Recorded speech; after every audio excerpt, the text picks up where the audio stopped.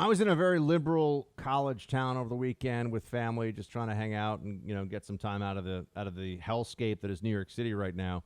And it was surprising because it was a couple of hours drive from New York, and there were wild animals everywhere. My brother saw bears, stuff like that going on. But you go into the main town, the one street town, and it's liberal because there's a big college there, and you got everyone is masked up. It's 90 degrees outside, okay? They're walking by themselves outside with these masks on, these different things. And I went into a little cafe, which clearly it looked like some of they would be college kids, although I don't know if anyone's going to be in the college this fall because, schools can't open. And there are all these young people in there that are masked up, and they have a mask mandate, but they have indoor seating going on. So they have people sitting down to eat in this part of New York. They all have their masks down, but you can't walk into the restaurant unless you have a mask on. But the moment you sit down and maybe you spend, 30, 45 minutes, then the mask comes down and you're talking, breathing, eating like everybody else.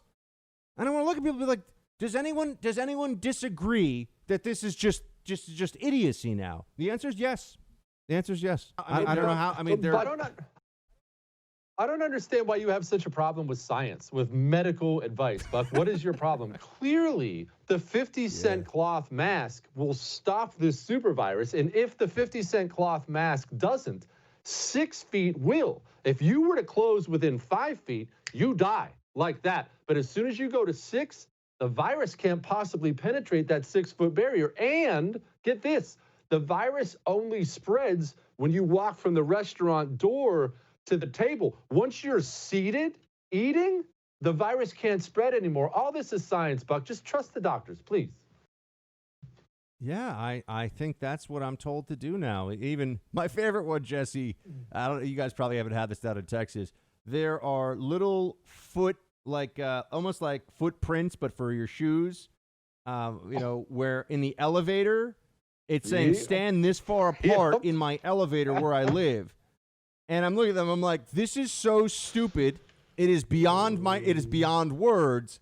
And this is all over the city now. They're telling you to stand apart from each other in the elevator. This may be news to our lib overlords who now are getting away with every kind of insanity and stupidity over this.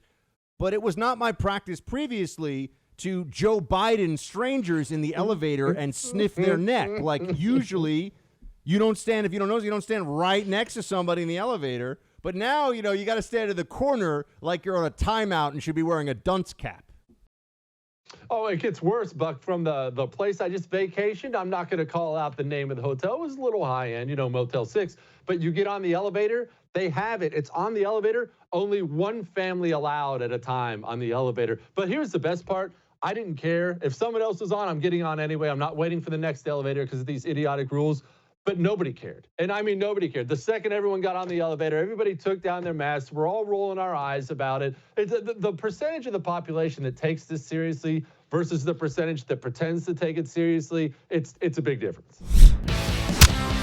Hey, Team Buck, thank you so much for watching The First on YouTube. If you like this video, please click that little thumbs up button so then it will log as liked. And also, if you want to see more great content from The First, please click subscribe.